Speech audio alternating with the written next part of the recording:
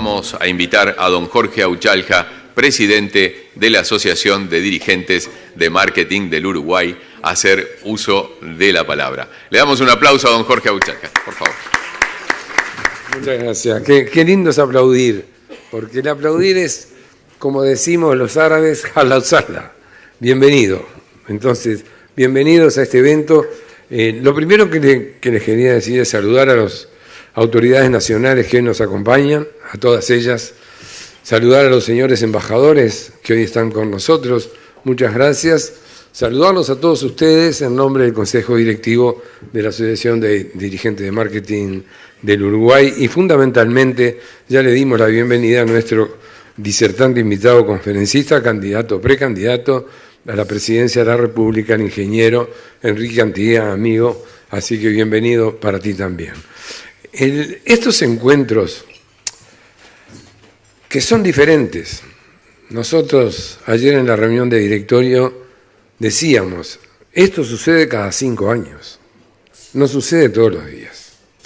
Y es un acto realmente importante para nuestro país, supongo que para todos los países del mundo, para el nuestro en particular, porque denota que seguimos preservando la democracia, un acto muy importante para convivir en paz y poder realmente expresarse como cada uno de nosotros quiere. Le agradezco también a los señores periodistas que hoy nos acompañan, que son quienes realmente purgan, buscan y encuentran cosas inesperadas e innecesarias para la convivencia. Sí, es un ciclo muy amplio, muy largo, pero que se va a terminar resolviendo cuál va a ser el destino de nuestro país. Y cuando hablamos de destino, es un destino de verdad, en un mundo muy complejo, muy complicado. En un mundo, si no nos insertamos al mundo, no estamos en el mundo. En un mundo donde si no tenemos la confianza de competir, porque el mundo es competitivo, el hombre es competitivo. Fíjense qué curioso. Le preguntaba a unos alumnos, le decía, ¿cuál es tu apellido? Fulano. ¿Cuál es tu nacionalidad? Uruguayo. ¿Cuál es tu nacionalidad? Uruguayo. ¿Cuál es tu apellido? ¿Cuál es tu nacionalidad? Uruguayo, uruguayo. Uno me dijo oriental, porque no sabía que estaba preguntando. ¿Saben una cosa? Todos los apellidos que me han dicho son españoles e italianos. Uruguay es un país 100% europeo. Somos todos descendientes de europeos. Yo soy fenicio, de pura cepa, y siempre lo digo y lo marco. Porque es importante. Somos los mismos que están del otro lado. Y eso es una condición que llevamos con nosotros mismos. Vivir en democracia, vivir en paz y trabajar y pelear por las cosas que uno entiende son las buenas. Por eso felicito a los precandidatos que están sacrificándose, no están jugando, están recorriendo el país, diciendo lo que cada uno piensa que va a ser bueno para todos nosotros. Así que yo les digo a todos gracias y le digo fundamentalmente gracias al conferencista de hoy y pido un fuerte aplauso y un testimonio por su presencia. Por favor. Buenos días. Antes de escuchar la exposición de Enrique Antía, vamos a hacer una breve presentación. Tiene 69 años, está casado desde hace 43, tiene 5 hijos, 6 nietos y otra más en camino. El ingeniero Antía es familiero, jovial, alegre, optimista. Cuando habla recurre a muchos dichos camperos, certeros para cada ocasión. Es que, más de su profesión de ingeniero agrónomo, también es productor rural, lechero desde hace 38 años. Durante 20 años fue técnico extensionista de Conaprole en los departamentos de Maldonado y Rocha, responsable de la Regional Este de la Cuenca Lechera y delegado del sector en el Instituto Nacional de Investigaciones Agropecuarias, lo que permitió conocer la esencia del hombre de campo, su tenacidad, su respeto al tiempo, la mirada larga al esfuerzo y el trabajo. Antía fue también empresario en el área de parques y jardines. Aún lo recuerdan los empleados por su política de compartir las ganancias, por sus planes de incentivo y apoyo en la formación de empresarios dentro de su propia empresa para que lograsen su desarrollo personal. Cuando la vida, las circunstancias y las ganas le llamaron a la actividad política, vendió su parte de la empresa a sus empleados formados en cooperativa. Antía se inició como dirigente gremial de Montevideo Universitario Nacionalista, luego sobrevino el silencio obligado y duro para despertar como delegado del Partido Nacional en Maldonado ante la concertación nacional programática a la salida de la dictadura. Su camino cuenta el inicio como edil de 1985 a 1990 y ya no hubo marcha atrás. Fue miembro del directorio del Partido Nacional, intendente de Maldonado de 2000 a 2005, senador de la República al sublema correntada wilsonista de 2005 a 2010, director de UTE de 2010 a 2014, diputado desde ese año al 2015 y actualmente intendente de Maldonado para el periodo 2015-2020 y cada vez más comprometido y más entusiasmado, más seguro de que gobernar es la tarea de equipo, se encuentra hoy respondiendo a la nominación del grupo de los intendentes para competir en la interna del Partido Nacional. Ahora sí lo escuchamos, ingeniero. Bueno, buen día, muchas gracias a todos por participar de esta instancia, muy agradecido que pierdan unos minutos para escucharnos. Yo aquí estoy en nombre de un equipo, de un grupo de intendentes y alcaldes del interior del país, principalmente, que formamos en estos meses pasados una nueva agrupación dentro del Partido Nacional, impulsados a ayudar a nuestro partido para ganar el gobierno. Es una instancia decisiva la que se nos viene en este año electoral y en estas internas precisamente definimos quién va a encabezar nuestro partido para combatirle al gobierno y ganarle al gobierno al Frente Amplio. Porque el país lo precisa, porque estamos en un momento donde no hay nada nuevo para ofrecer y venimos en velocidad de pérdida. Todos los indicadores nos dicen que venimos en esa línea. Y no hay una sola idea en ninguna de las áreas que tenemos que encarar y corregir para cambiarle el rumbo, que la gente vea perspectivas de desarrollo y crecimiento. En nuestras recorridas por todo el país hemos visto una falta de motivación, desorientación, pesimismo, que no debe ocurrir para que un país progrese y busque un futuro. Con esa actitud no hay nada que se pueda hacer y creo que es obligación de quienes estamos nosotros en la actividad política generar las instancias necesarias para darle a nuestra gente un horizonte de progreso y de esperanza. Es en esa coyuntura que el grupo que me tocó a mí capitanear, yo no soy el líder de este grupo ni nada que se le parezca. Soy integrante de un equipo de compañeros que estamos gobernando. Intendentes que están gobernando 4, intendentes que fueron intendentes en 3 más y que repitieron sus respectivos departamentos. Si repiten es porque la gente ha confiado y les da espacio. 5 diputados del país y más de la mitad de los alcaldes del Partido Nacional. Algo que es diferente, es algo bien distinto. Lo nuestro es nuevo en el partido, es la voz del interior que se encuentra para también ofrecerle al país nuestra visión de cómo debería ser un país integrado. Y tenemos agrupaciones de Montevideo y muchas, pero nacimos en el interior y nos debemos también a nuestra gente. Nosotros vinimos en esta instancia a aportar, y vamos a aportar, nos han preguntado, ¿y ustedes qué aportan? ¿Qué es lo que los diferencia? 3, 4 cosas pequeñas, pero muy grandes, simples. Primero, estamos gobernando. Nosotros no estamos solo con discurso estamos haciendo, estamos ejecutando, estamos gobernando, estamos decidiendo, estamos encarando, todos los días, alcaldes e intendentes.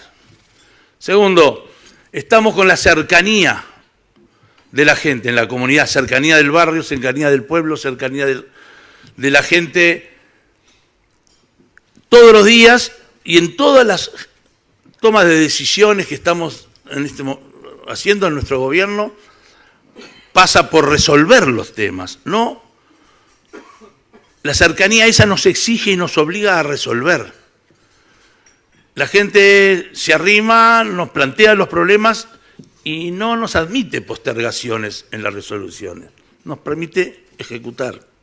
Creo que ese es un gran aporte, el de la cercanía y el del ejercicio de gobierno y el de resolver para una interna de un partido que tiene buenos candidatos, buenos referentes políticos, buenos compañeros, amigos, pero que tienen con nosotros algunas diferencias y que tiene un partido abierto en esta interna y que va a presentarse abierto en las internas y que va a llegar a la elección nacional con mucha musculatura de entrenamiento, de militancia, porque el país lo precisa y el Partido Nacional se está preparando para hacer gobierno. Entonces, además de eso, nuestro equipo ofrece algo bien importante para el país que se viene. Al estar gobernando, nosotros estamos permanentemente dialogando, escuchando y acordando con aquellos que piensan diferente. Nosotros hemos hecho acuerdos importantes con Presidencia de la República y con los diferentes ministros. Hemos hecho acuerdos importantes hacia adentro de nuestros respectivos gobiernos con nuestro partido y con los partidos que no son los nuestros. Hemos acordado con los gremios, hemos acordado con los diferentes gremios que se mueven a nivel nacional y hemos establecido acuerdos con gremiales, con instituciones, con organizaciones civiles en todo el país. Ese es un estilo de gobernar que tenemos. Y para lo que se viene, que es un gobierno que no va a tener las mayorías absolutas necesarias, precisamos también un músculo preparado para el acuerdo, para escuchar, para la negociación y para el encuentro. Algo fundamental para llevar este país con las reformas que precisa para avanzar y para progresar.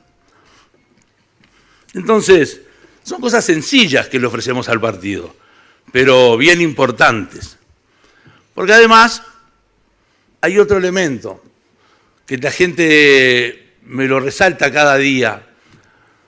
Ustedes están haciendo, ustedes están ejecutando.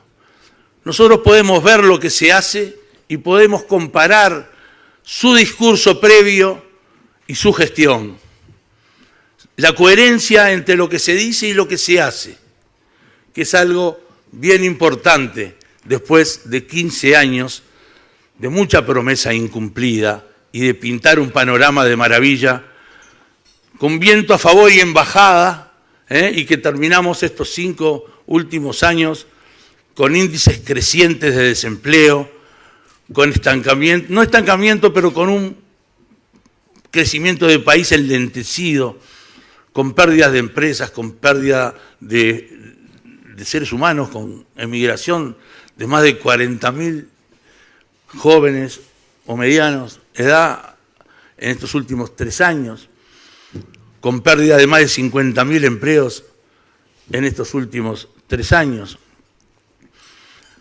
con cierre de pequeñas y medianas empresas en todo el país, gente desmotivada. Yo en estos días he hecho muchas recorridas y los centros comerciales tal vez de los 2 departamentos más pujantes en materia de pequeña y mediana empresa, como puede ser Colonia y puede ser San José, que tienen una estructura social envidiable para muchos de nosotros, mucho emprendedor, mucha pequeña empresa, nos manifiestan alarmados con datos importantes sobre el cierre diario de pequeñas y medianas empresas. El Centro Comercial de San José nos decía la semana pasada que hace 1 año y medio tenían una página y media de deudores al BPS, una señal. Y hoy hay más de 15 páginas de sus socios, de deudores del BPS. Cosa que es el paso previo a cerrar su negocio. Porque una vez que uno pierde pie frente al BPS, sabemos lo que pasa. Y esa es una señal que estamos viendo en todo el país, lo ratificaba Colonia. Alarmados, el 26% de los desempleados de Colonia, el 26% son micro y pequeñas empresas de Colonia que han hecho una apuesta pero han quedado colgados hoy. Y esa es una señal que está pasando, y lo peor que ha pasado, para mí es un error del gobierno, es no haber reconocido el problema. Solamente empezó a mirar en serio el problema cuando en todo el país, en forma espontánea, se encontraron productores rurales, comerciantes y empleados en aquello que fue la movilización de Un Solo Uruguay, con quien tenemos muchos puntos de encuentro, pero recién ahí el gobierno se dio cuenta de que había un problema en el país. Mientras tanto, el ministro, que fue el mismo ministro de los últimos 15 años de Economía, seguía hablando de un Producto Bruto creciente y creciente, y el ministro de Trabajo hablaba de que no había problema de empleo. Quien no reconoce un problema no lo va a resolver nunca. Es como quien niega una enfermedad, termina mal. Y ante esa realidad, nosotros, sabiendo que nuestro partido no presentaba dos candidaturas que no representaban a todos los blancos o adherentes del partido, todos aquellos uruguayos simpatizantes, y teníamos alguna información importante, técnica, que nos decía que había un 65% de simpatizantes o nacionalistas o que habían votado el Partido Nacional que querían una tercera opción, y si bajaban, si era buena o muy buena una tercera opción, en muy buena eso era un 38%. Eso fue lo que nos movió a involucrarnos en esta campaña, más allá de nuestras obligaciones, y involucrarnos porque no podemos estar ajenos en este momento histórico a lo que pasa en el país, y todos tenemos que jugarnos. Bueno, y en eso estamos, ahí aparecimos a la cancha y formamos agrupaciones, arrancamos por nuestros departamentos y hoy formamos agrupaciones en todo el país, 3 en Artigas, 4 en Rivera, en La Valleja, en Flores, en Colonia varias, en Tacuarembó, en Salto, en todo el país formamos. Y hoy estamos casi por empezar la campaña, que creemos que empieza después de Semana Santa, como todas las cosas en este país, ¿no? Y vamos a tener, seguramente en este momento estamos empezando a desembarcar en el área metropolitana, donde tenemos, sí, ya varias agrupaciones en Canelones y varias agrupaciones en Montevideo dispuestos a trabajar por la causa. Bueno, y nosotros nos gusta ser concretos y dar mensajes concretos, y por eso planteamos, para presentar la linterna de nuestro partido, Idea Fuerza, porque no estamos presentando un programa de gobierno porque seríamos unos atrevidos. A una interna vamos con Idea Fuerza para integrar un programa de gobierno común. A una interna vamos con Ideas Fuerzas, y tampoco vamos a decir quiénes son, tampoco vamos a poner ministros, porque vamos a acordar primero con el partido y después con aquellos otros partidos que junto con nosotros tenemos que acordar sí o sí políticas de Estado permanentes y fuertes para el crecimiento y progreso de este país, porque si no, no tenemos crecimiento. Entonces, por respeto a los demás partidos, por respeto a nuestro partido, nosotros esa instancia de nombres no la estamos considerando. Y en nuestro grupo ni siquiera tenemos espacios ocupados por los compañeros. Solamente un espacio que lo hemos dicho, que es quien encabeza el Senado, es un intendente exitoso del interior, que es Sergio Botana. Además, están todos para arrimarse. Y además está bueno, porque si tenés el ómnibus lleno, nadie va a venir. Entonces forma parte del sentido común también, ¿no? Nosotros planteamos cuatro ejes principales de campaña. 4 ejes principales de campaña para poder ser claro en el mensaje. Y podríamos hablar de 20 o 30 ideas que tenemos para distintas áreas, pero nos vamos a concentrar en 4 ejes principales de campaña. Aquí ustedes ven en la pantalla empleo, gran tema, país, seguridad, educación y políticas sociales. Recorriendo el país hay algunos lugares donde los 2 principales empatan, seguridad y empleo. Hay lugares donde la seguridad es la primera preocupación, pero hay lugares donde lejos la primera preocupación es el empleo. En todos. La educación en menor grado, pero para nosotros no en menor grado. Para nosotros la educación es la base del problema de las otras cosas. Está todo atado, acá no podemos analizar una sin interrelacionarlas con las demás. Y las políticas sociales es algo que también vamos a explicar cómo va a ser la postura del movimiento de los intendentes de Mejor País en esta instancia, donde estamos todos los días ejerciendo políticas sociales de fondo, mano a mano, sin duda, como no se hace prácticamente en ningún lugar, sino que en el interior se hace cara a cara, y conociendo de cerca a aquel que verdaderamente precisa.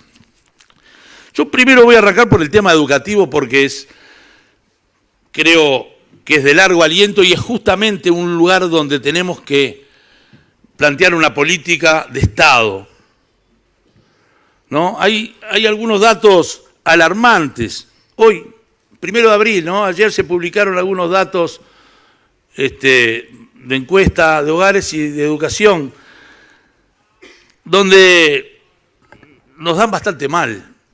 Y voy a usar un ejemplo. Jóvenes entre 20 y 24 años. Uruguay tiene 37% de jóvenes de 20 y 24 años que terminan educación básica, hasta sexto año, termina el liceo. Uruguay, 37%, Guatemala, 44%, Honduras, 52%. Y en la otra punta superior, Chile, 87%, Perú, 86,5%, Colombia, 79%. Un dato, 1 de abril de ayer, estadística y censo. Si bajamos, otro dato que complementa, que son los datos vinculados al quintil social al cual pertenece. Quienes terminan educación en el quintil más bajo de ingresos de la sociedad, de los jóvenes de entre 20 y 24 años, 8,6%. 8,6%. En el quintil más alto, 74%. Desigualdad increíble. Somos el país de América Latina con mayor desigualdad, donde está la fractura social más significativa de todos los países de América Latina. Cuando hablamos de ese 8,6%, estamos refiriéndonos claramente a que hay muchos jóvenes que van a quedar fuera de las posibilidades laborales de hoy y del mundo que se viene, tecnológico y de cambio. Y eso es gravísimo. Tenemos que encarar a fondo un trabajo en esa área, porque si no, explotan los temas de falta de empleo y los temas de inseguridad, que están todos interrelacionados. Y nosotros vemos un horizonte de escoba y pala para muchos jóvenes del país, no otro horizonte.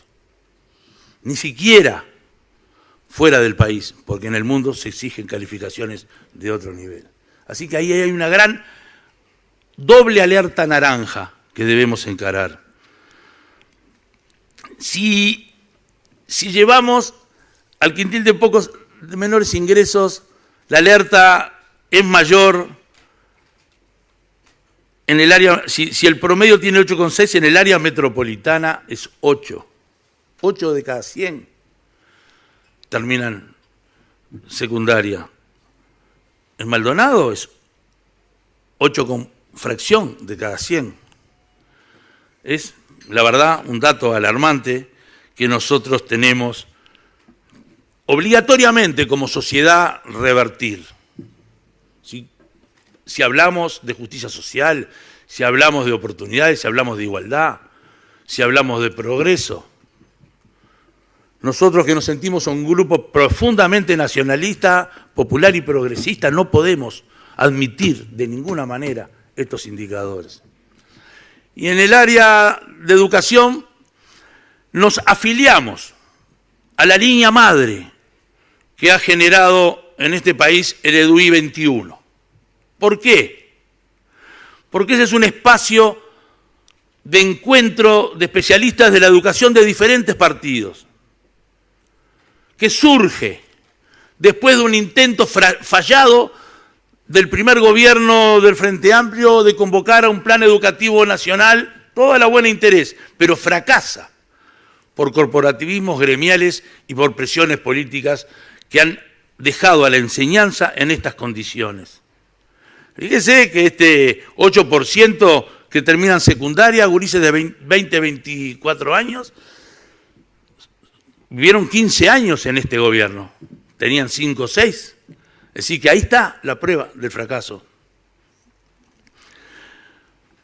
Estos docentes especializados se han reunido con nosotros y han recorrido el país. Y yo tomo de ese ejemplo algo que es básico.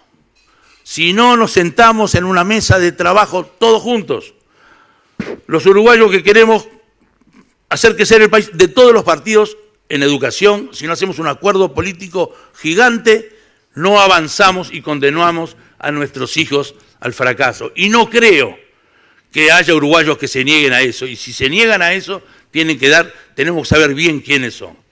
Y hoy el fracaso ha sido por corporativismos gremiales y por objetivos políticos sectoriales que se han instalado en una educación que no nos está dando resultados. Y en ese sentido, nosotros, esa es la línea madre, ¿no es cierto? Ese modelo de la mesa grande, integrada por todos los partidos que queremos poner en marcha. Y para ponerlo en marcha no hay demasiado tiempo, porque ahora están las internas, no es el momento. Cada partido definirá sus candidaturas. Después viene la elección nacional, un balotaje, y quedan pocos meses para empezar las clases y el cambio de gobierno. Ahí, en el tema educativo, nosotros vamos a convocar a un encuentro pasadas las internas para ir elaborando bases del tema educativo para entrar en el primer año, a los 2 días de asumir el gobierno, que es el 1 de marzo, entrar ya a cambiar la educación, porque si no perdemos un quinquenio.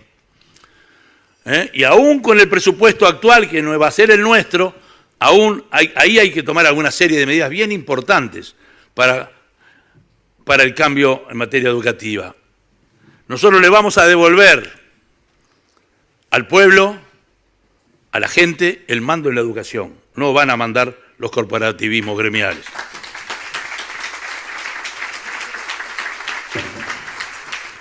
Y va a haber que hacer cambios estructurales en la educación.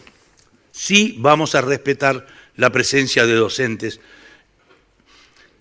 en los organismos de dirección con voz, pero sin voto.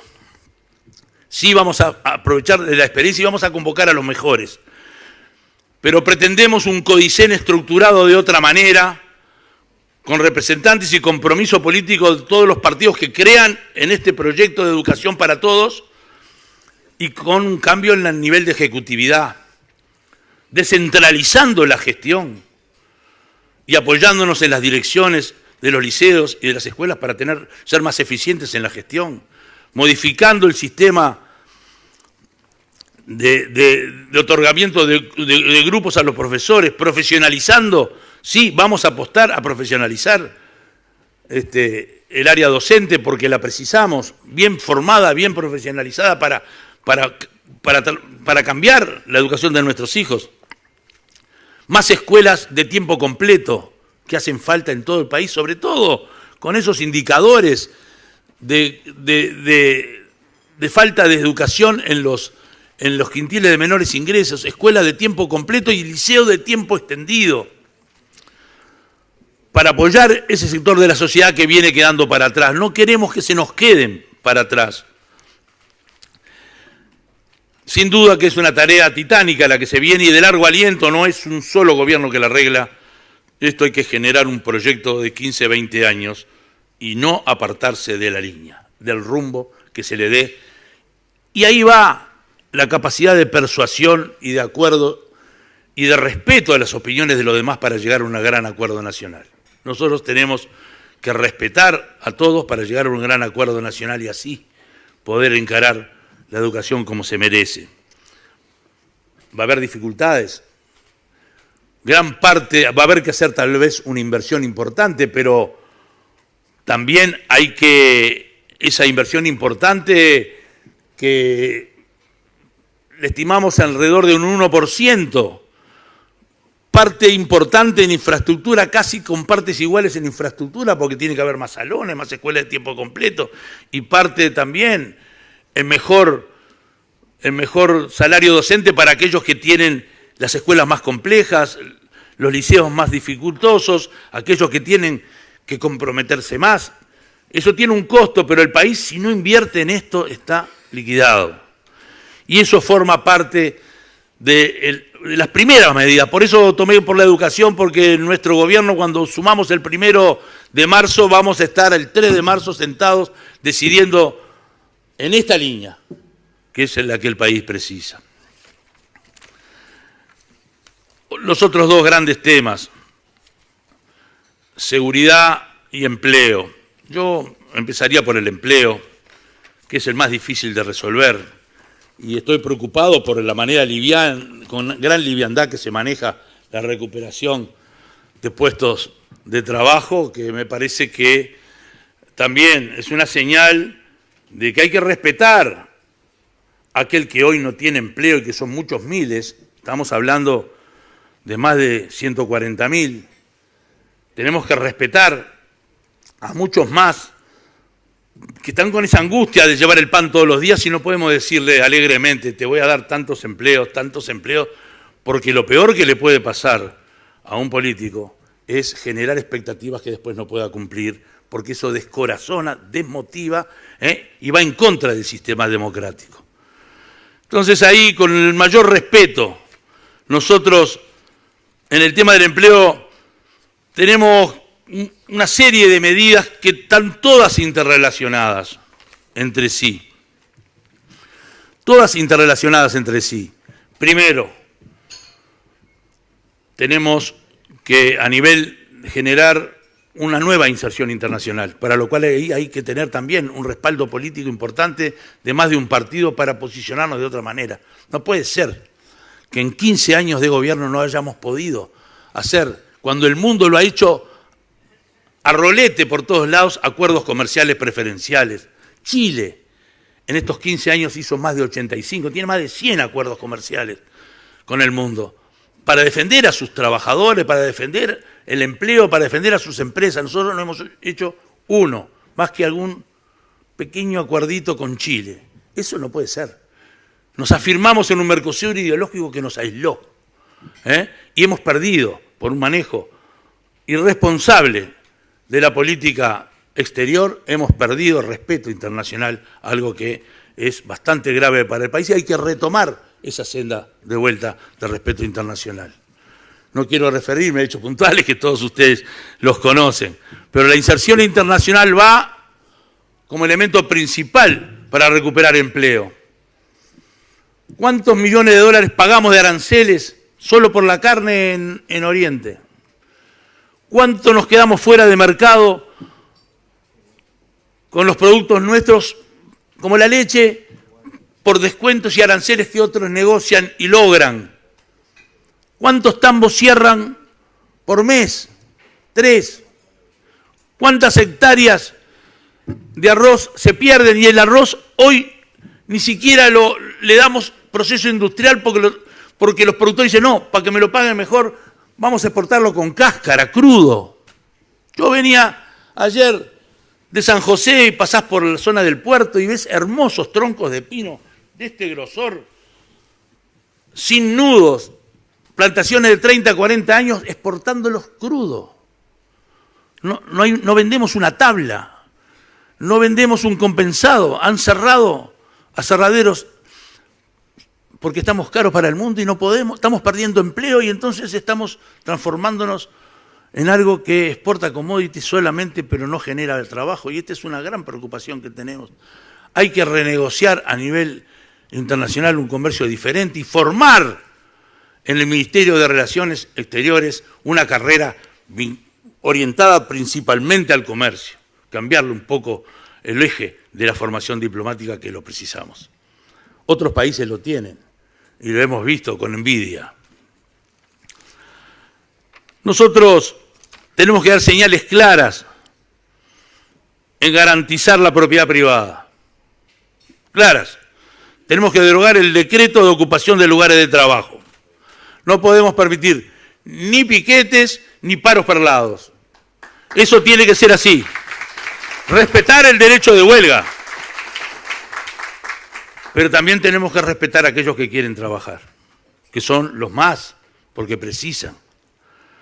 Eso es una mala señal para aquel que viene a invertir en Uruguay. Ustedes vieron lo que está pasando a nivel de país y qué le está exigiendo en ese sentido UPM para instalarse al gobierno.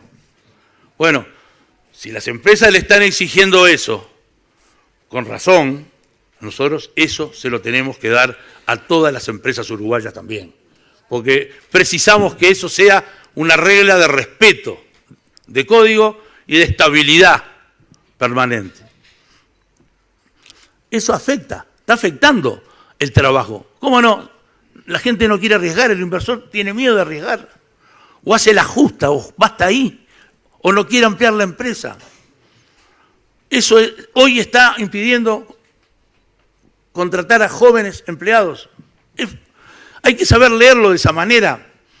No estamos en contra del derecho de huelga, de ninguna manera. Está bien que defienda el gremio a sus empleados, pero no nos pasemos de rosca, que es lo que ha pasado, y no se le han puesto límites. Y en ese sentido queremos un cambio para el país.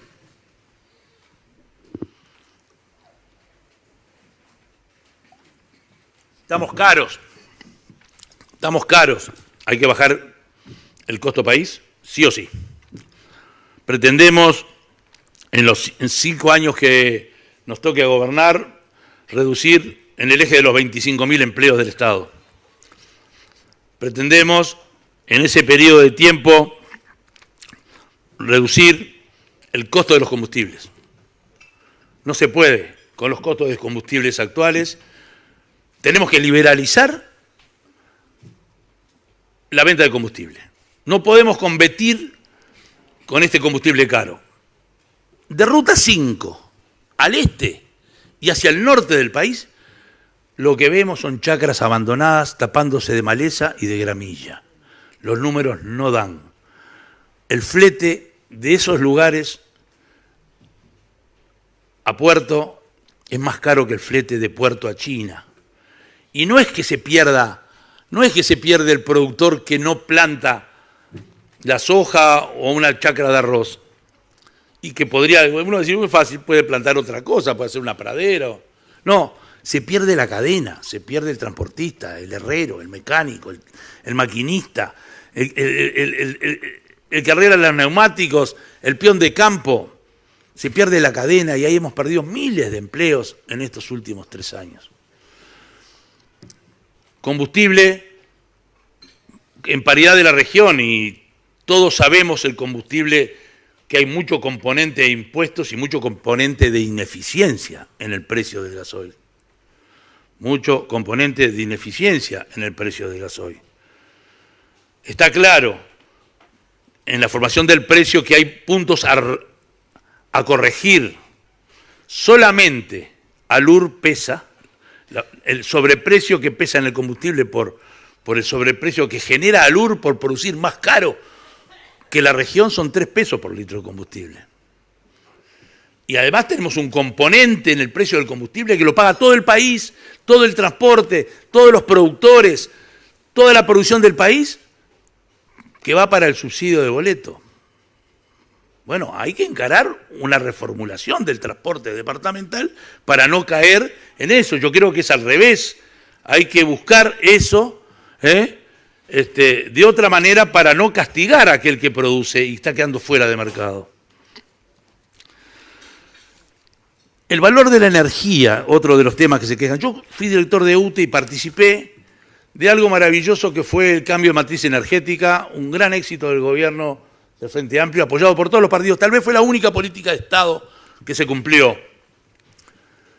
Cuando me iba de UTE para encarar la Intendencia de Maldonado, el equipo de planeamiento de UTE estaba pensando en un 15% de reducción del precio de la energía. ¿Dónde fue a parar ese ahorro? Al agujero de ANCAP. Entonces, si no administramos con eficiencia el Estado, nunca vamos a bajar el costo país. Y ese es uno de los grandes objetivos que nosotros tenemos por delante para encarar. Y no solo se comió ese 15% de ahorro, sino que además se comió la chanchita que tenían para épocas de crisis. Rompieron la chanchita para pagar parte del déficit. Un desastre. Se falla. Una gran política que se tira por la borda por no gestionar bien las instituciones del Estado. Entonces, un compromiso a bajar el costo país, un compromiso a bajar los costos de la energía, defendiendo el trabajo. Nosotros estamos de acuerdo con los consejos de salario. Estamos de acuerdo. Tenemos que introducirle pequeños adicionales para interpretar bien lo que pasa en el país y que haya un equilibrio entre las empresas del interior con las de la capital. Hay una relación bien diferente en frontera que en la capital. Hay una relación bien diferente en las empresas grandes.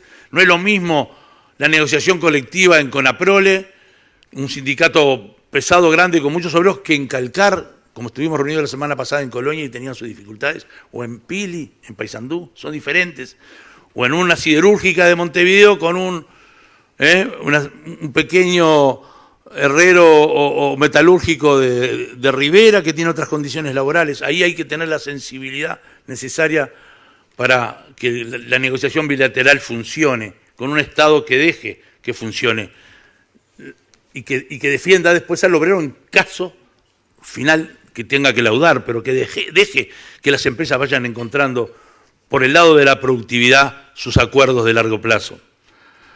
Eso es fundamental para recuperar empleo. Nosotros tenemos que también dar señales importantes en materia de respaldo a la pequeña y mediana empresa y al emprendedurismo.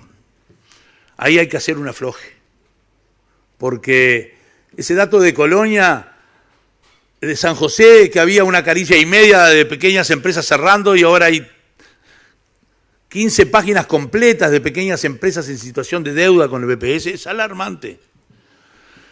Y tenemos que pensar algunas medidas que nos permitan recuperar empleo. Y ahí nosotros estamos pensando que el costo fiscal de darle un afloje a la pequeña empresa, que son varios miles, 40, 50.000,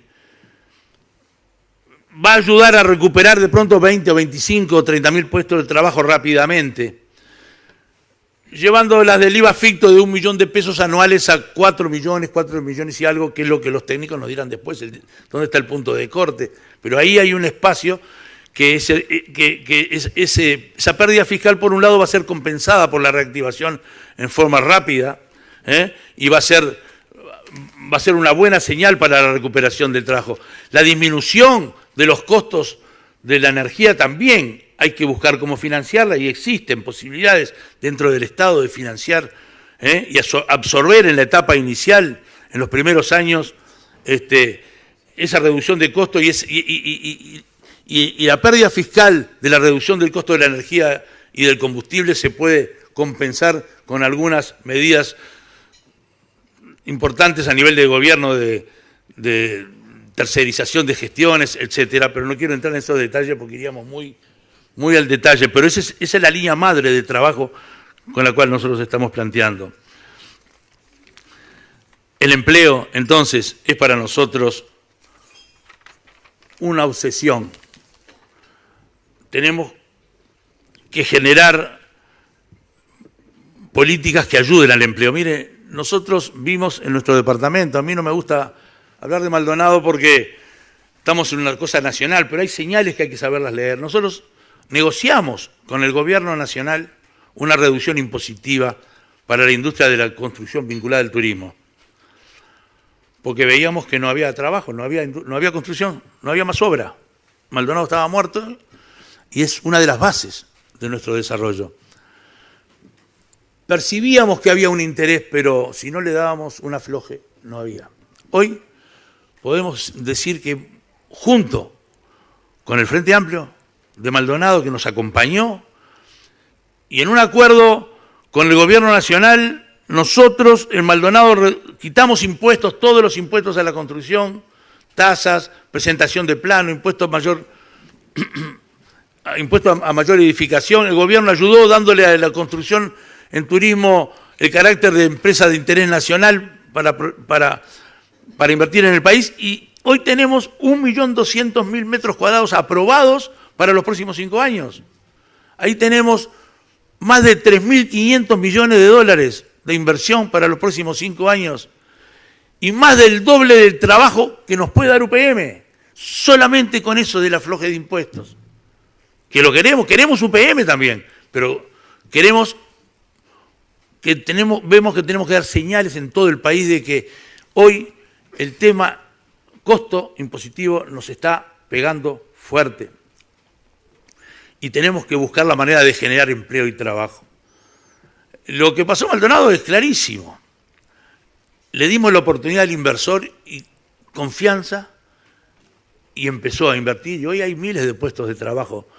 Unas empezaron, otras están por empezar, pero ustedes vieron un episodio del otro día con el San Rafael que hasta quisieron impedir que se avanzara en el trabajo. Bueno, ahí solo en esa obra hay 128.000 metros cuadrados y 1 millón de jornales para 5 años. Y 700, 800 puestos de jornales a futuro, que es lo que nosotros tenemos que hacer. Para el emprendedor que empieza, un afloje. El primer año inscribite, armar la empresa y en el primer año no me pagues nada. Da trabajo y no me pagues nada. Instalate y después conversamos. Es la manera de sacar. Si no, ¿qué hacemos? ¿Los subsidiamos? ¿Se van del país? Hoy el criterio es otro. Abrís una empresita y al día siguiente te están cayendo a cobrarte. Y lo cierran antes de empezar. Eso es permanente en todo el país y la gente entonces no se anima a encarar. Y eso es una señal pésima para el emprendedor. Es una señal pésima para el emprendedurismo. Es una señal pésima para el nuevo trabajo que hoy en el mundo está basado en la pequeña y mediana empresa. Hoy tenemos unos pocos uruguayos que trabajan desde su casa por Internet. Y es posible generar trabajos en el mundo con los nuevos elementos tecnológicos, pero tenemos que darle espacio y respaldo a la pequeña, a la microempresa, a los innovadores, y ahí tenemos que generar una política muy fuerte de respaldo. Algo se ha hecho en este gobierno con la inversión en tecnología, fibra óptica, que creo que eso sí es un camino a reconocer importante. Me parece que eso es bien bueno para el país, no quedar, estamos tal vez con una fibra óptica que nos va a permitir trabajar con el mundo. Bueno, podríamos seguir mucho hablando del empleo, pero la cosa pasa por esos términos. El otro gran tema, la seguridad, que es un tema que nos importa. Nosotros teníamos ahí en las cuatro patas que formaban parte de esa mesa donde estaba educación, empleo y seguridad, estaba el escudo, un escudo que era lo que nos señalaba la seguridad. sin seguridad no hay libertad, sin seguridad no hay garantías para adelante, la gente está realmente desmotivada para encarar. Y ahí nosotros tenemos una propuesta concreta que hasta ahora es la única propuesta concreta integral de nuestro partido. Y nosotros hacemos hincapié en que este tema se ha hecho una inversión en equipamiento de la policía, se ha hecho una inversión en uniformes, en armas, en mejores sueldos, pero se está fallando en la gestión. Y nosotros entendemos que se puede mejorar rápidamente, con un cambio de gestión, mejorar los índices de delincuencia y la prevención sobre la seguridad en el país. Nosotros tenemos un equipo asesor importante con oficiales retirados que han ocupado 10 o 15 oficiales, o alguno más tal vez, que han ocupado cargos de responsabilidad y que tienen el oficio de haber estado en la primera línea. Y nos recomiendan cambios importantes en la gestión. No solo el tema de la inversión en tecnología, sino cambios en la gestión. Hay que volver al barrio, hay que volver a la comisaría del barrio, hay que volver a acercar a la gente al comisario, hay que empezar a atajar el delito de bagatela, el chiquito, el que empieza, que hoy no se le da importancia, pero genera toda una liberación que va increyendo y después termina en grandes rapiñas. Se separó el gobierno del barrio, las comisarías están huecas, la gente ni va a hacer las denuncias a la comisaría. No tienen el aviso de lo que pasa en la previa. Aquel policía de barrio que tenía el teléfono y los vecinos tenían el celular, que recorría, que fue una experiencia muy positiva en el gobierno de Valle que hizo el escribano Stirling, en aquel momento era el ministro, generó una onda de acercamiento bien importante. Y esto los policías experientes nos dicen que es fundamental, volver a eso, cerca de la gente. Y nosotros estamos planteando una cercanía con la policía, una vuelta a la comisaría, comisiones departamentales de seguridad en todo el país y barriales, capacitación de la gente, integración de la gente a lo que es la prevención en seguridad, porque hay que generar no solo mejor seguridad, sino también mejor sensación térmica para dar confianza que se puede encarar. Y ahí pasa por el trabajo en conjunto. Nosotros tenemos experiencias muy positivas en Maldonado, de una mesa departamental de seguridad que lo integra la policía, la prefectura, la intendencia, la liga de fomento, el centro comercial, y la policía ahí en la misma mesa junto con la prefectura, cosa que no existe en todo el país. Hay que integrar todos aquellos que están en el tema de seguridad. Y eso es perfectamente posible.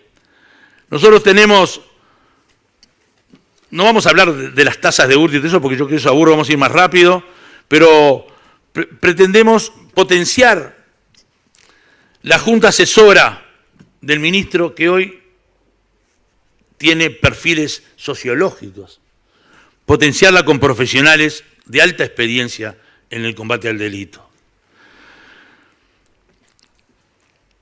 Eso es bien importante para la gestión. Han cambiado el sistema con eso del PADO y esto, el otro, han mareado y han perdido la prevención. Tenemos que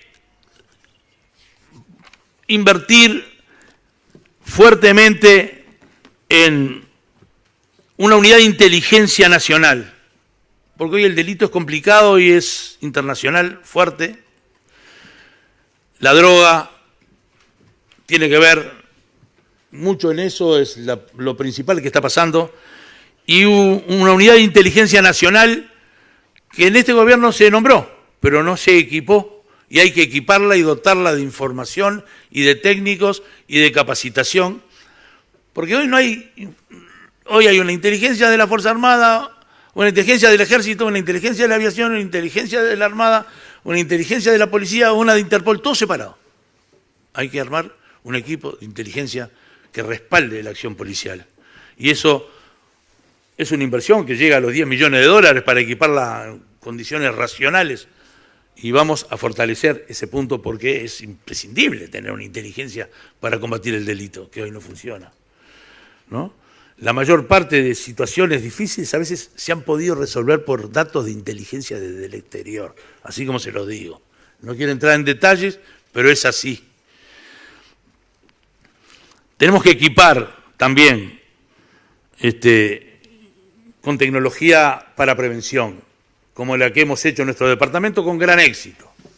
No es con militares en la calle que se resuelve el tema de la seguridad, ni ellos quieren.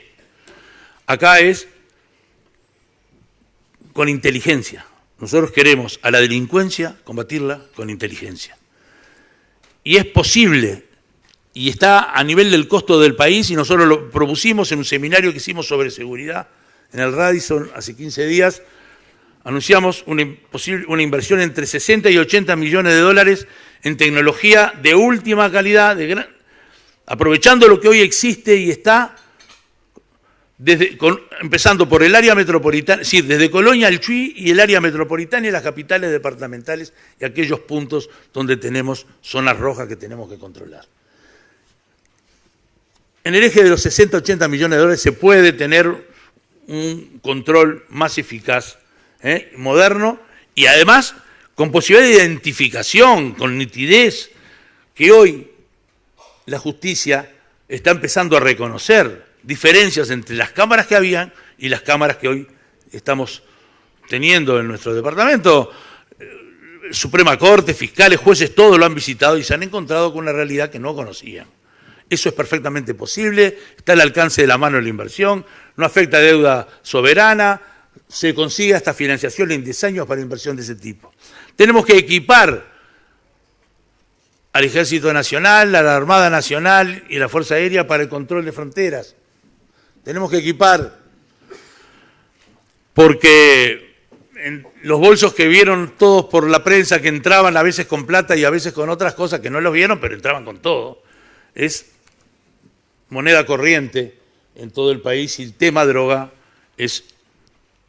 tenemos que ir al combate frontal y lo primero, cerrarle el ingreso al país. Eso también requiere de una inversión importante que la proponemos, de lanchas rápidas, con radares. La prefectura está desarmada, no puede controlar nada. Nos están robando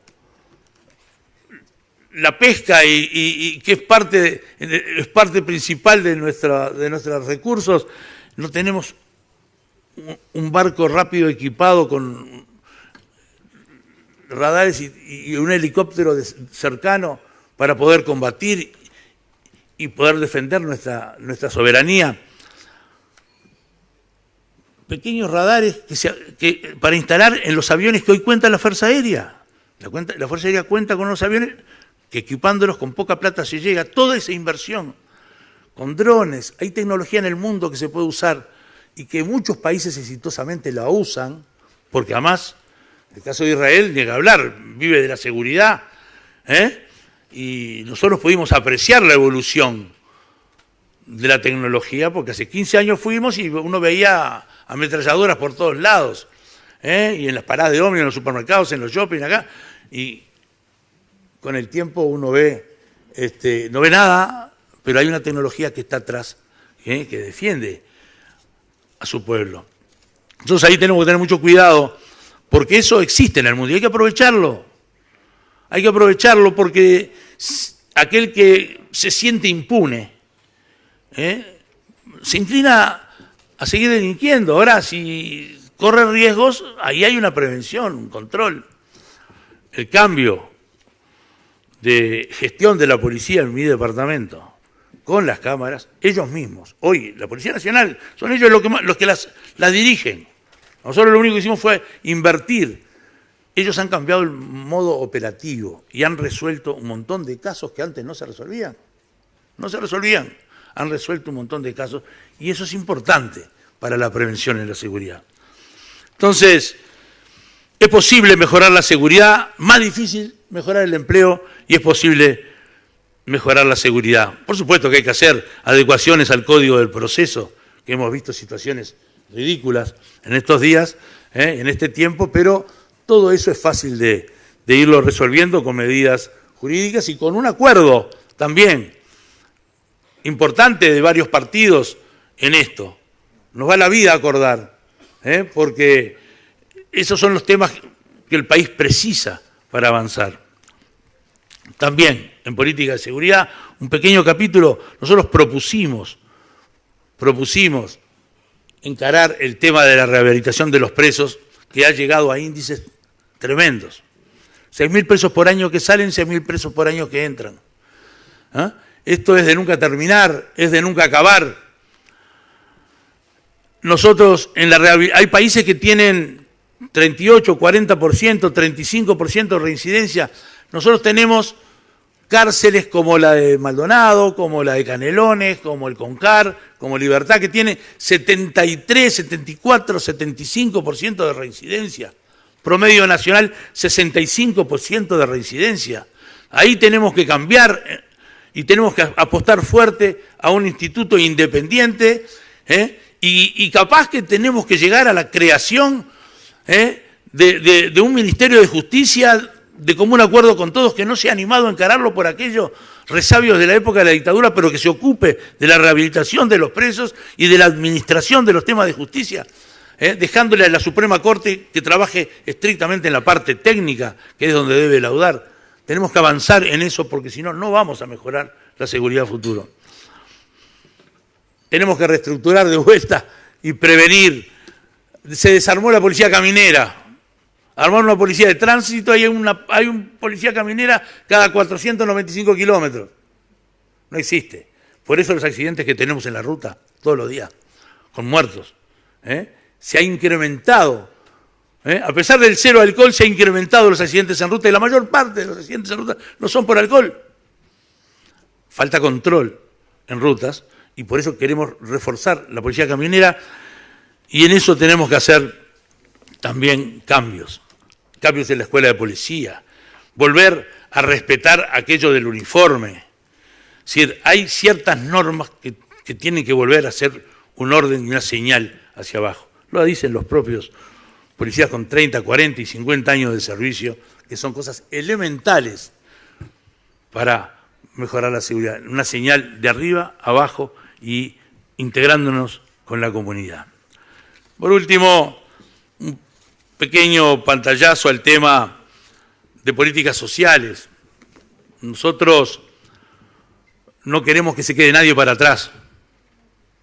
Queremos que el país avance, pero que no perder nuestra gente.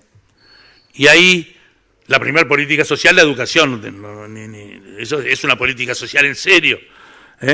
Pero ahí también tenemos que usar con otros criterios que lo que se están manejando. Yo integré el Senado de la República y voté afirmativamente la creación del MIDES. Nosotros estamos de acuerdo en ayudar a aquellos que no pueden, que se nos quedan para atrás. Estamos de acuerdo. Pero también estamos de acuerdo que hay que hacerlos salir de esa situación. Tenemos que estar cerca y no podemos manejar las políticas sociales desde un ministerio que tiene, de los 2.200 funcionarios, tiene 1.800 en Montevideo y en el resto del país está ausente. Nosotros ahí vamos a descentralizar los recursos para las gestiones de intendencias y municipios, porque la cercanía de los municipios y de las intendencias con el problema saben quién precisa, si lo usa bien o lo usa mal, y se está cerca de la gente. Te ayudo, pero mirá, María, mandá a tus hijos a la escuela. No, vení, yo te ayudo. ¿Qué te está pasando? Y tenemos que actuar a todos los niveles, porque en políticas sociales también tenemos que actuar en serio a nivel de asentamiento. Tenemos que actuar en serio a nivel de servicios. Ahora, parece que el gobierno descubrió hace un año o hace unos meses que es necesario entrar a los barrios aquellos que estaban vedados para resolver temas de delincuencia, pero claro, sí, hubo un abandono del Estado de muchos barrios y muchos lugares de la sociedad que fueron degenerándose en políticas y gurises, en asentamientos y gurises que se criaron con esas dificultades sin servicios del Estado. Hay políticas sociales importantes, de cercanía. En las intendencias se da boleto estudiantil a todo el mundo para apoyar la educación. Lo que aporta el gobierno nacional es nada al lado de lo que aportan municipios e intendencias. En el tema drogas, ahí hay que encarar con la Junta de Drogas otras cosas. No se está haciendo a nivel nacional, muy poco, créanme, muy poco. Yo podría estar un rato largo hablando de eso, muy poco lo que se hace. Y falta de respaldo a la familia que no sabe para dónde rumbear, para dónde agarrar, cómo encarar. Son temas graves para la sociedad en el día de hoy. Y nosotros planteamos en ese sentido también 2 planes. Un plan de emergencia nacional para el tema laboral, que es algo así, jornales dirigidos por el Estado, con un plan de jornales solidarios para aquellos que no tienen trabajo, ayudarlos a insertarse y no darle el apoyo sin darle el trabajo. Te apoyo, pero vos laburá, y eso se hace. Hay ejemplos buenos en nuestro país de situaciones que se pueden imitar y llevar adelante. Un plan de jornales solidarios en ese sentido, una emergencia por el empleo y una emergencia por el área de la vivienda insalubre que no se ha podido resolver. Y ahí sí, en esos 2 planes, involucrar a las intendencias, a los municipios y también al Ejército Nacional, que tiene una estructura y una organización para llevar adelante. Podríamos hablar mucho de las partes sociales porque tenemos alta experiencia en el tema social. Solamente en nuestra mesa de 4 patas, el área social está representada por 2 manos unidas que significan que no queremos que nadie se nos quede para atrás. Muchas gracias. Tenemos unas cuantas preguntas que nos han ido llegando. Por las dudas les recordamos el celular, es el 092-000-200, para que por WhatsApp nos hagan las preguntas que quieran hacerle al ingeniero Antía. Muchas han llegado y las estuvimos leyendo.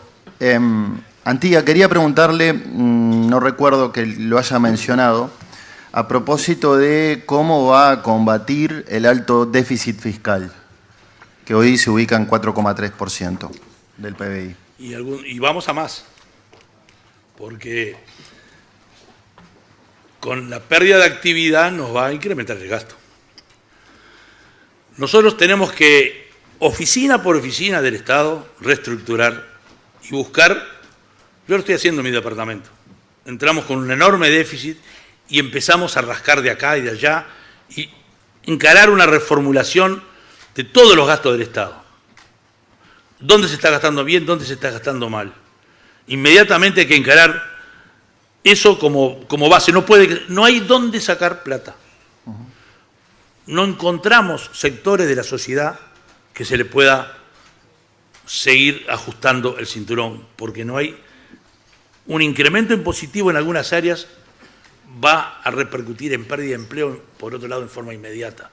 Entonces, nosotros tenemos que reestructurar la gestión del Estado permanentemente. En ACE, reestructurar la gestión del Estado, en las administraciones públicas, reestructurar la gestión del Estado, en todas las áreas, reestructurar la gestión del Estado. Y en algunos lugares va a haber que tercerizar para ser más eficiente y ahí ahorrar recursos. Créame que veo y conocemos de cerca situaciones de mal gasto impresionante y de mejor gestión.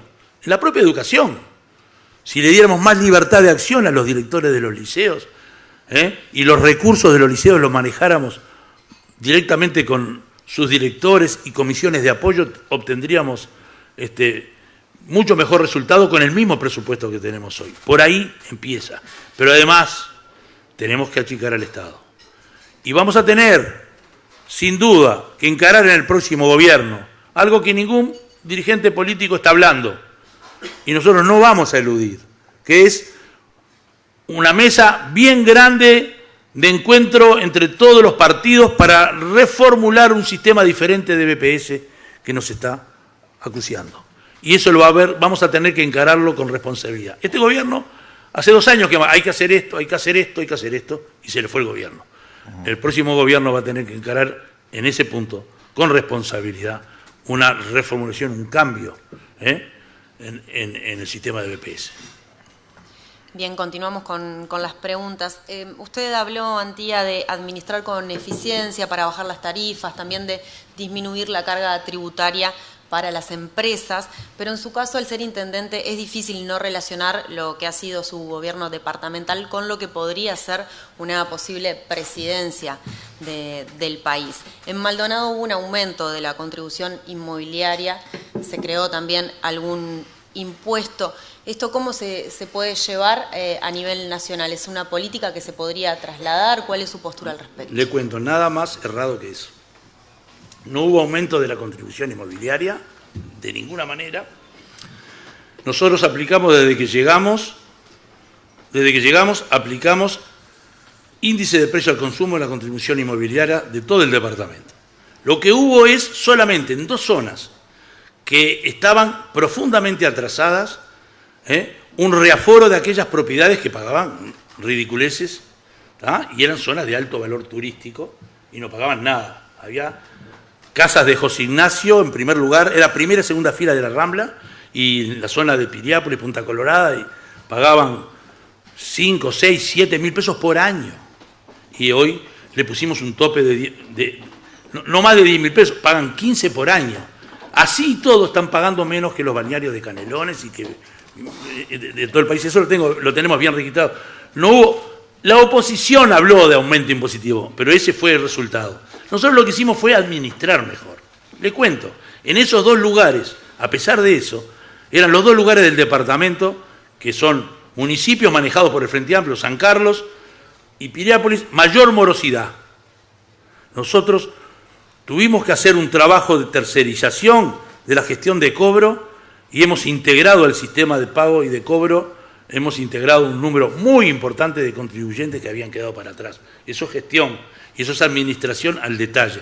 No hubo aumento de impuestos, sí hubo gestión e igualdad tributaria, porque esas casas que se le aumentó en Piriápolis o en José Ignacio o Balneario Buenos Aires, 10 mil pesos anuales, les alquilaban de pronto en 1.500, 2.000 dólares por el mes de enero.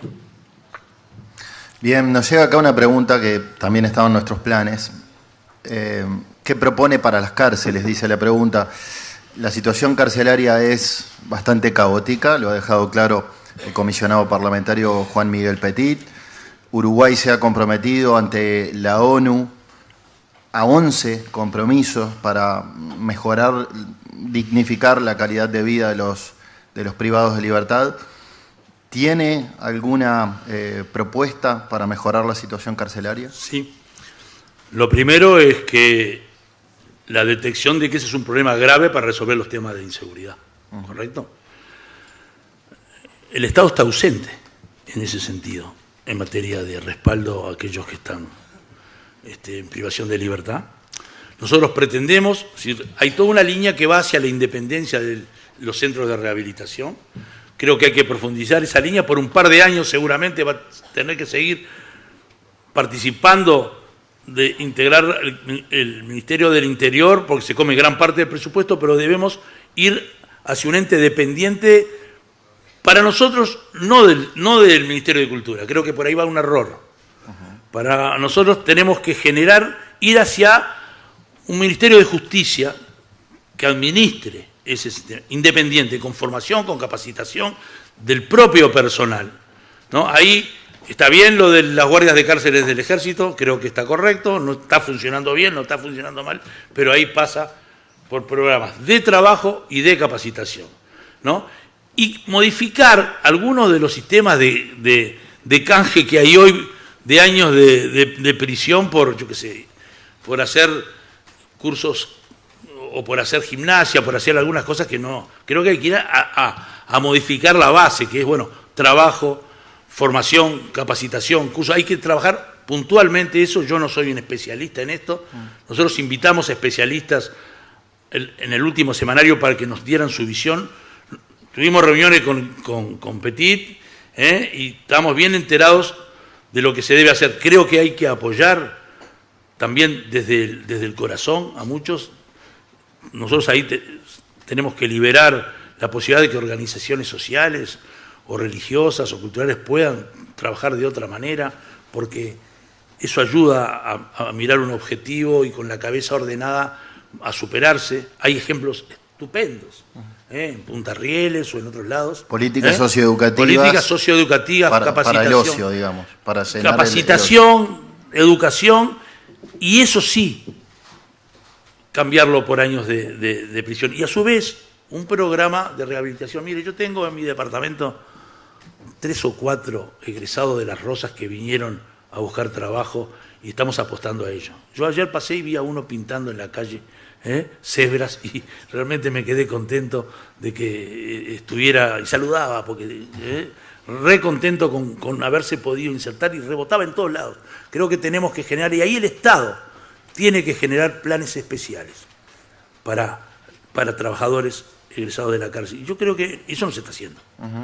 Dentro de ese plan de emergencia para el empleo que van a manejar las intendencias, los municipios, con participación del Ejército Nacional, hoy tenemos que pensar en darle capacidad de trabajo a aquellos que egresan por X tiempo hasta que se reinserten en la sociedad. Es perfectamente posible.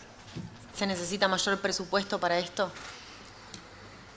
Hoy lo que se gasta en cárceles es impresionante. Hay que reordenar el trabajo de las cárceles, sin duda.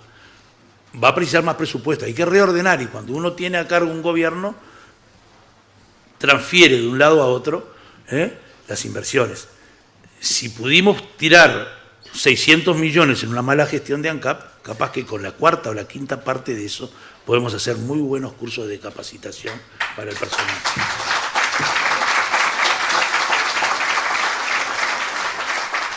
Bien, nos siguen llegando preguntas al 092-000-200. Una de las que llegó, si se disminuyen los puestos de trabajo en el Estado, ¿cómo planea manejar los gremios que tienen tanto peso? Y a eso le agrego, usted mencionó respetar el derecho a huelga, pero tampoco permitir ni piquetes ni paros. ¿De qué forma se aplica eso? Bien. ¿Cómo se manejan los gremios en esta situación? Bueno, ahí hay que tener mucha cintura y mucho diálogo.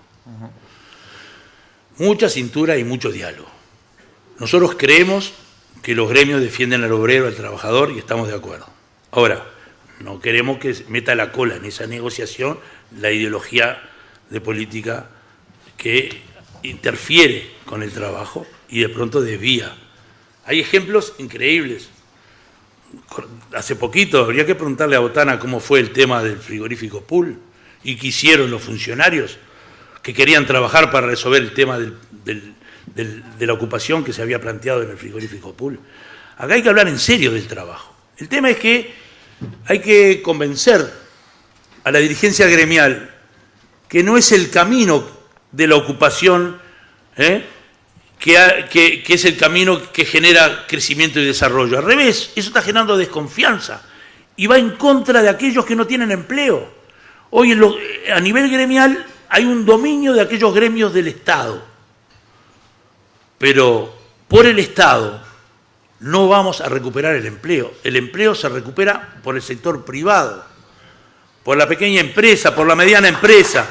Y si desde el Estado, por darle la derecha a aquellos gremios fuertes que plantean situaciones duras y que meten la cola en políticas ideológicas, estamos perdiendo empleo para los jóvenes uruguayos, se nos están yendo. Hay que convencerlos que es así. Y hay ejemplos dentro del movimiento sindical que han mostrado que la línea tiene que ser otra que la que se estaba aplicando en estos momentos. Claro, si tenés un Ministerio de Trabajo que te infla la camiseta y lauda siempre a favor de un sector, no hay oportunidades. Acá hay que buscar el equilibrio. Yo en mi departamento tengo un convenio con ADION firmado e inscripto para los 5 años. El gremio de ADION no es mi gremio. Estaban afiliados al sector que perdió el gobierno. Y tenemos un acuerdo, hemos dialogado, nos hemos encontrado y ahora vamos a agregarle algunas cláusulas más también. En el día de mañana vienen delegados nuestros del Ministerio de Trabajo. Y ¿sabe lo que dice el acta? Hemos cumplido el acuerdo. Con el ZUNCA tenemos acuerdos de trabajo. Y tenemos muchos trabajos hechos con el ZUNCA. Y nos reunimos con la directiva del ZUNCA, que sabemos ideológicamente a quién pertenecen, pero han entendido la necesidad del momento, la gravedad del momento y hemos acordado. Con el sindicato de la pesca hemos tenido acuerdos. los uruguayos tienen que encontrarse, ¿no? Somos un pequeño país que tiene que darnos oportunidades, y no podemos perder aquello del diálogo. Tenemos que sentarnos en una mesa, y en eso el grupo de los intendentes, el grupo que yo represento, somos expertos en dar la cara. ¿Por qué dice el grupo de los intendentes y no Mejor País? Bueno, que es el nombre de la agrupación. Claro, porque nació como grupo de los intendentes, la gente ve en este grupo un grupo de gente ejecutiva, pero Mejor País es lo que vamos a hacer. Es político. Está claro que es político. Le preguntan qué posición tiene respecto de la ley de inclusión financiera o bancarización obligatoria. Que no sea obligatoria. No podemos ir en contra del avance en el mundo, pero la obligatoriedad nos está matando. Es no conocer el país. Es no conocer el país. Se han encaprichado con ese tema, además. Se han cerrado, se pusieron como aquellos caballos del carro que tienen orejera y no miran para el costado. No saben lo que pasa en el interior, lo que pasa con los veteranos. Creo que hay que darle la libertad a la gente. Y con eso, que se ocupe el Ministerio de Economía, el Banco Central, en controlar la plata negra que entra al país, como ha entrado sin saberlo. Pero que se deje de macana con la inclusión financiera. Vamos con otro tema, y una de las preguntas que nos llegó también refleja inquietudes de varias otras. ¿Qué opinión le merece que Sartori aparece de repente y en poco tiempo está en terreno en las encuestas de intención de voto? Tercero, dentro del Partido Nacional, y usted y Verónica, que son más conocidos, están detrás de él. ¿Qué hizo diferente? Bueno, es algo nuevo que lo vendieron como un shampoo. Y es novedad. Por ahora, pero esto hay que verlo en la cancha después, ¿no es cierto? Está bien, pero yo hay una gran inversión publicitaria atrás de esto. Nosotros entendemos que la política se maneja de otra manera, ¿no? Y que la gente, en definitiva, cuando llegue la hora de decidir, va a mirar no solo los eslóganes de campaña, sino las trayectorias, el cumplimiento, las garantías del cumplimiento, porque cuando llegue la hora de decidir, por ahora son encuestas, y hay encuestas que dicen eso, pero hay otras que nos dan a nosotros también, terciando en el partido. Y yo, como dato, la última encuesta de Maldonado nos dio perdiendo lejos de tercero a nosotros. Y la encuesta esa que nos da atrás de Sartori, nos da, mire, el número que nos da esa encuesta, solamente ese número en la elección de jóvenes de este año, en Cerro Largo, la agrupación de Botana sacó 8.000 votos de jóvenes en la elección. Es el dato de los jóvenes. Entonces, los grandes de Cerro Largo no existen, los Maldonado no existen, todo el país no existe. Hay encuestas y encuestas. Está bien, pero son fotos de un día y no hay que darle más que eso. Yo quiero profundizar sobre esa pregunta. Político de larga trayectoria, fue director de UTE, diputado, senador, varias veces, más de una vez intendente. La senadora Alonso también tiene más de un periodo como legisladora. ¿A qué atribuye usted que en más de una encuesta Sartori se ubique tercero, dejándolos atrás? Por ejemplo, ustedes dos, que tienen ya unos cuantos años en política, militando en política, cuando él mismo dice que hace unos meses no era político y no pensaba en política. Bueno, esto recién empieza, no sé a qué atribuirlo. Hay un dato que tampoco sé cómo fue creado, ¿correcto? Lo que tengo claro es que esto de las internas también se resuelve al 30 de junio. En el día de ayer me llamó un representante de Sartori para querer conversar con nosotros, a ver si nos queríamos sumar. ¿Y qué le dijo? Y le dije, clarito, hermano, yo represento a un grupo grande de gente que quiere un cambio en el país, que nace en el interior y a partir de este mes empieza a desembarcar en Montevideo. Y no tengo dudas que capaz que podemos conversar cuando llegue el momento de la convención, que es ahí donde se definen las cosas.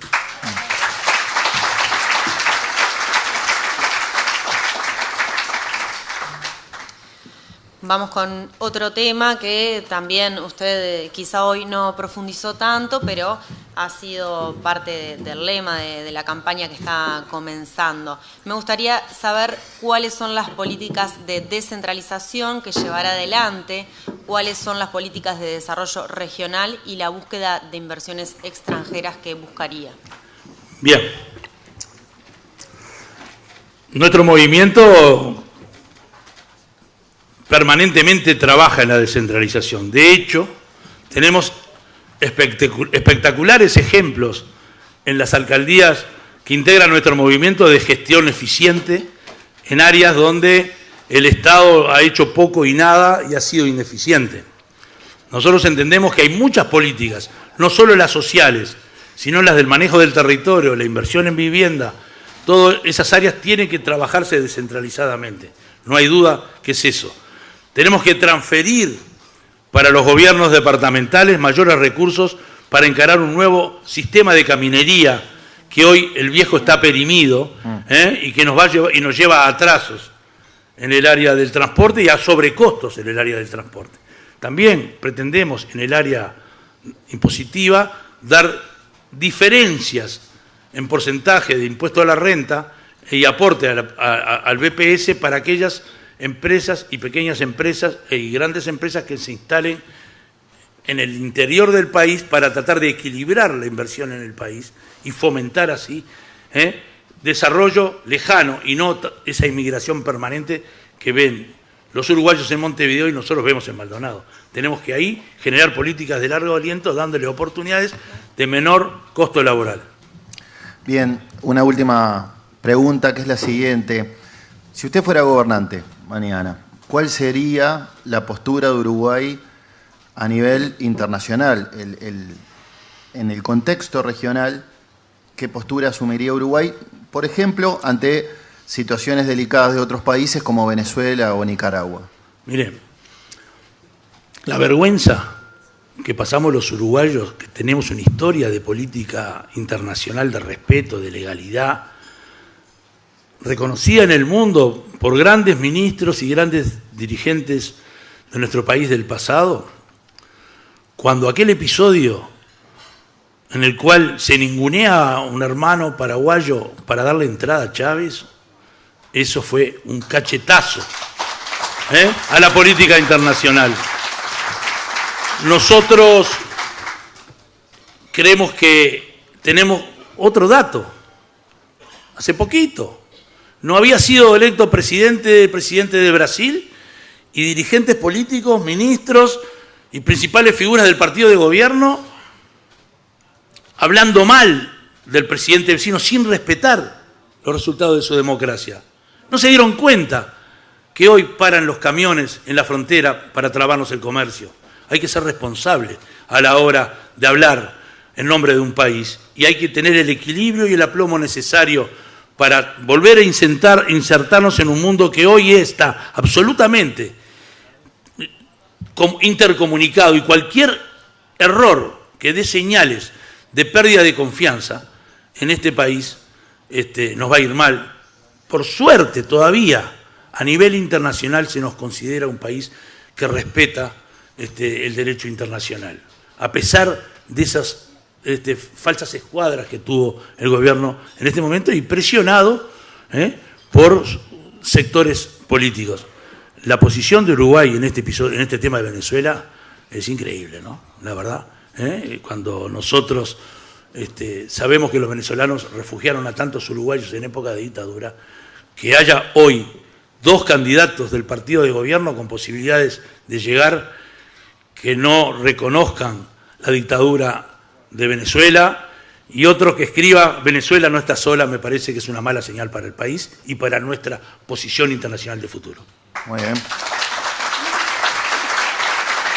Bueno, despedimos de esta forma al precandidato nacionalista, ingeniero Enrique Antía. Muchas gracias. Muchas gracias a todos. Buen día. Y a trabajar. Muchísimas gracias al señor intendente de Maldonado, ingeniero Enrique Antía, a Mariana Sequeira y a César Bianchi, que nos han acompañado en este desayuno de trabajo con los presidenciables rumbo a la interna de nuestro país.